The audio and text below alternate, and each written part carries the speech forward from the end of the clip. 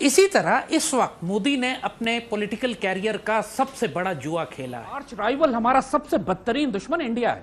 आप Indian prime minister को देखिए, आप Indian national security adviser Ajit Kumar Doval को देखिए।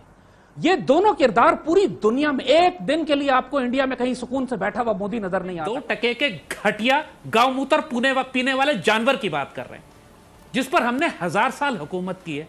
नतीजा यह हुआ कि इंडिया ने 3 लेयर ऑफ फेंसिंग की, उसके ऊपर रडार लगाए, उसके ऊपर ड्रोन्स लगाए, सर्च लाइट्स लगाई, लैंडमाइंस लगाई। दुनिया को पैगाम देगी कि मकबूजा कश्मीर के मामले पर कौम का बच्चा बच्चा कटने को मरने को तैयार है, कट मरने को तैयार है। गए तो शहीद और जिंदा लौटे तो गाजी कहलाएंगे।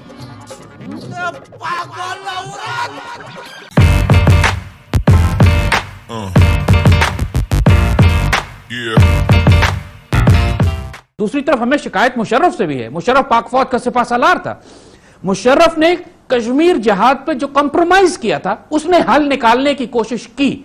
उसने ये कश्मीर को अबैंडन नहीं किया, उन्होंने कोशिश की कि शायद कोई हल निकाला जाए। इंगेजमेंट की, चनाब फॉर्मूले की बात की, ये बात की गई कि कुछ हिस्सा इंडिया ले ले, कुछ हम ले ले, कहीं ना कहीं रिजॉल्व कर ले, कॉम्प्रोमाइज कर लेते हैं। पाकिस्तान के प्रिंसिपल स्टैंड से वो पीछे हटे। उसका नुकसान ये हुआ कि उन्होंने इंडिया को इजाजत दे दी कि लाइन ऑफ कंट्रोल पर बाड़ लगा लें।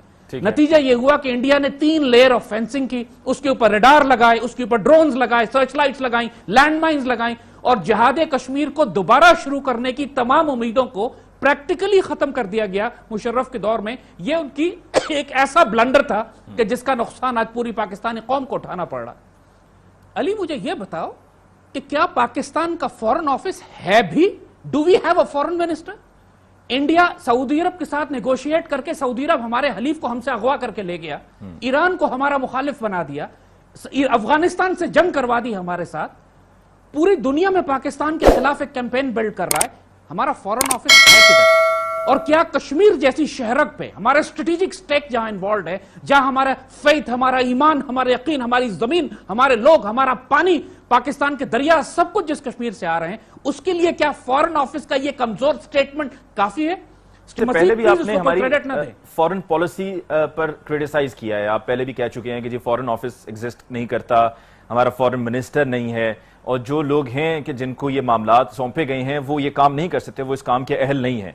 तो क्या अगर हमारे पास एक प्रॉपर आप समझते हैं कि फॉरेन मिनिस्टर हो, तो क्या उससे हमारी फॉरेन पॉलिसी बेहतर होगी? कि सिर्फ मौजूदा हुकूमत किसी को फॉरेन मिनिस्टर बना दे तो उससे क्या हमारी फॉरेन पॉलिसी में इंप्रूवमेंट आएगी?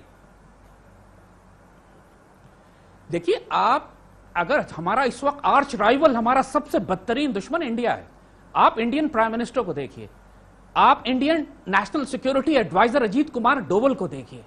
ये दोनों किरदार पूरी दुनिया में, एक दिन के लिए आपको इंडिया में कहीं सुकून से बैठा हुआ मोदी नजर नहीं आता। कभी सऊदी अरब पहुंचा है, कहीं साउथ अफ्रीका पहुंचा है, कभी चाइना, कभी अमेरिका, कभी ईरान, कभी काबुल, कभी अफगानिस्तान। दुनिया का कोई जगह नहीं है जहां वो ट्रैवल करके पाकिस्तान को आइसोलेट ना कर रहा हो। अजीत कुमार डोवल इराक तक जा रहा है, सीरिया तक जा रहा है, वहां दाइश से कांटेक्ट कर रहा है, दाइश के लोगों को लेकर आ रहा है, फिर दाइश की स्टैब्लिशमेंट हो रही है। कुलभूषण यादव ने खुद कहा है कि हम काबुल और अफगानिस्तान में दाइश क्रिएट कर रहे हैं। ये सारे काम के पीछे आपको अजीत कुमार डोवल नजर आ रहा है। ना आपको पाकिस्तान का प्राइम मिनिस्टर कहीं नजर आ रहा है, ना आपको पाकिस्तान का नेशनल सिक्योरिटी एडवाइजर नजर आ रहा है, फॉरेन मिनिस्टर तो है ही नहीं।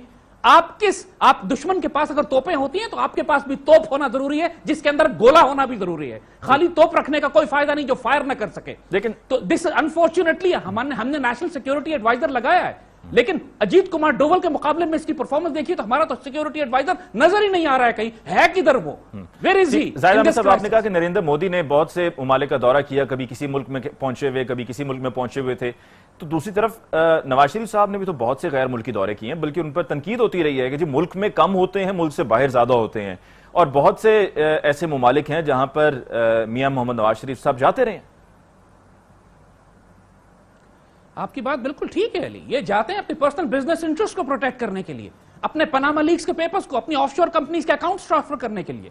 ये जाते हैं टर्की, अगर जाते हैं तो उनकी बिजनेस इन्वेस्टमेंट्स हैं टर्किश गवर्नमेंट के, टर्किश कंपनीज में। मोटरवे जो बस आपकी मेट्रो बन रही है, आपको पता है कि मेट्रो बस सर्विस के अंदर कितने % शेयर्स हैं नवाज शरीफ और शहबाज शरीफ के? आपको पता है कि जहां जहां कॉन्ट्रैक्ट्स लग रहे हैं सीपैक के, जब ये जाते हैं तो क्या कॉन्ट्रैक्ट करते हैं कि किस किस कंपनी को लोहे के, स्टील के और सरिये के टेंडर किन कंपनियों को मिलेंगे? ये इस मकसद के लिए जाते हैं। ये पाकिस्तान के फॉरेन पॉलिसी और नेशनल इंटरेस्ट को प्रोटेक्ट करने के लिए नहीं जाते हैं, उसके लिए इंडियन मोदी जाता है जो अपनी कौम के नेशनल इंटरेस्ट को प्रोटेक्ट करता है। एक ब्रेक लेनी है। एक ऐसा मुकाबला जिसमें मोदी और नेतन्याहू खुद को दुनिया का फिरौने वक्त साबित करने की कोशिश कर रहे हैं और कंपटीशन में है। उधर इसराइल फलस्तीन पर जुल्म ढाकर यह बताता है कि वो बड़ा दरिंदा है, वो बड़ा दहशतगर्द है, और दूसरे दिन मोदी मकबूजा कश्मीर में निहत्थे कश्मीरियों को शहीद करके बताता है कि वो बड़ा दहशतगर्द है और इंसानियत का दुश्मन है। यह मुकाबला कोई भी जीते, लेकिन इसमें हार किसकी होगी? यकीनन इंसानियत की। इसमें हार कानून की है, इसमें हार अमन की है। मकबूजा कश्मीर में इंसानियत के खिलाफ मोदी की दहशतगर्दी तो जारी थी, लेकिन अब जो मोदी ने मकबूजा कश्मीर के हक के खुदरादियत पर डाका मारने की कोशिश की, इसके असरात क्या निकल सकते हैं? देखिए फिजा, इंडिया ने जब बालाकोट पर हमला किया था तो उसने बहुत बड़ा एक गैम्बल किया था, एक जुआ खेला था, और उनका ख्याल यही था कि पाकिस्तान को वो ब्लफ कर सकेंगे, हमें दबा सकेंगे, हमें डरा सकेंगे। लेकिन पाकिस्तान ने उसका जवाब एक सरप्राइज शक्ल पे उन्हें दिया। हमने उनका मोरल डिस्ट्रॉय किया, सिर्फ जहाज नहीं तबाह किया, हमने उनका मोरल डिस्ट्रॉय किया, और जो गेम प्लान वो बनाना चाह रहे थे हमने आलमी सतह पर उनको बेइज्जत किया, उनको रुस्वा किया। इसी तरह इस वक्त मोदी ने अपने पॉलिटिकल कैरियर का सबसे बड़ा जुआ खेला है।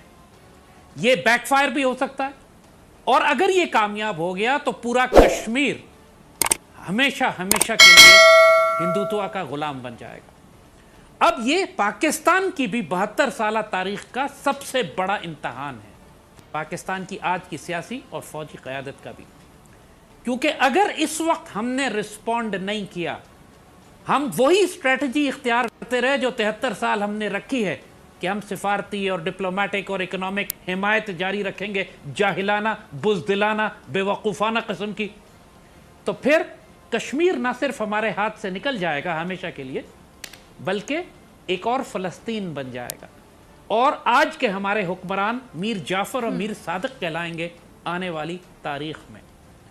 पाकिस्तान को इस वक्त एक डिसाइसिव जवाब देना है इंडिया को, और हम अमेरिका की बात नहीं कर रहे, चाइना की बात नहीं कर रहे, हम कोई आलमी ताकतों से लड़ने की बात नहीं कर रहे, हम तो एक 2 टके के घटिया गौमूत्र पीने वाले जानवर की बात कर रहे हैं, जिस पर हमने 1000 साल हुकूमत की है।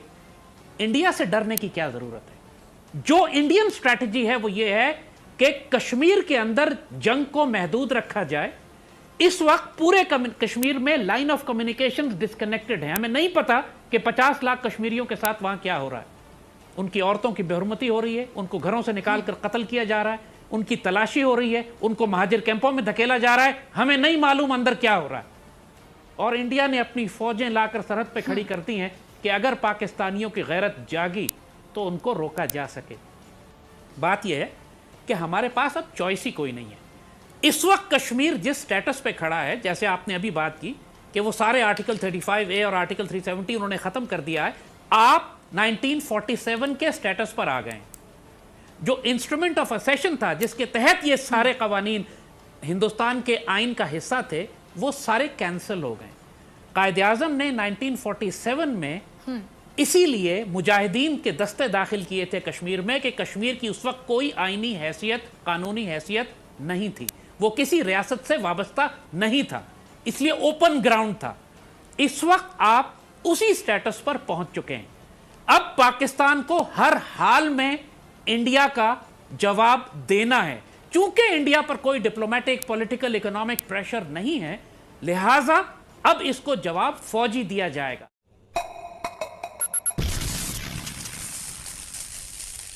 कौम दुनिया को पैगाम देगी कि मकबूजा कश्मीर के मामले पर कौम का बच्चा बच्चा कटने को मरने को तैयार है, कट मरने को तैयार है। कल पूरी कौम दुनिया को बताएगी कि पाकिस्तान जंग नहीं चाहता, लेकिन पाकिस्तान भारत को, मकबूजा कश्मीर को दूसरा फलस्तीन नहीं बनने देगा। इसके लिए किसी भी हद तक जाना पड़े हम जाएंगे। फौज तैयार है, कौम तैयार है, हम तैयार हैं। सिविल और मिलिट्री क़यादत एक पेज पर है अल्हम्दुलिल्लाह। लड़ने और मरने से हम नहीं डरते, हमें नहीं है डर। हमारा तो ईमान ये है कि असल जिंदगी ही मौत के बाद शुरू होती है। हम जब मैदान जंग में आते हैं तो इस यकीन के साथ कि मर गए तो शहीद और जिंदा लौटे तो गाजी कहलाएंगे। हम इस इरादे के साथ मैदान अमल में उतरते हैं कि जान जाती है जाए, लेकिन दुश्मन को नीस्तो नाबूद किए बगैर वापस नहीं लौटना। ये वो कौम है जिसके बहादुर सपूतों ने शुजात की वो मिसालें कायम की जिनका कोई सानी नहीं। ये वो फौज है जो एक तवील अरसे तक दहशतगर्दी के उस जिन से लड़ती रही जो कई रियासतों को निगल गया। ये वो रियासत है जो भारत का सीना चीरकर वजूद में आई थी। इस कौम ने माजी में भी हिंदुस्तान पर कई 100 साल हुकूमत की है। इस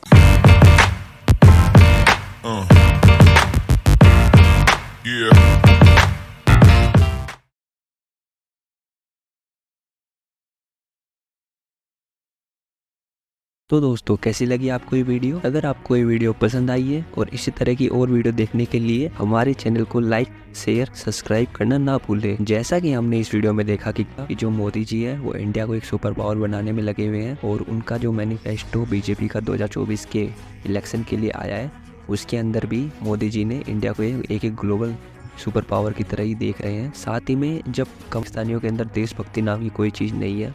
तो कैसी लगी आपको ये वीडियो? अगर आपको ये वीडियो पसंद आई है तो इस वीडियो को लाइक, शेयर, सब्सक्राइब करना ना भूलें। जय हिंद। तेज़ी तरक्की करता रहा तो 2040 से 50 के बीच में इंडिया सुपर पावर बन जाएगा और पाकिस्तान के हाथ में कुछ भी नहीं रहेगा।